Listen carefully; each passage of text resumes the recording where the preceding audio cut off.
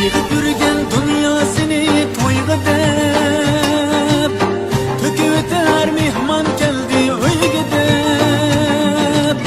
Desam agar tushunmasdim bu qonda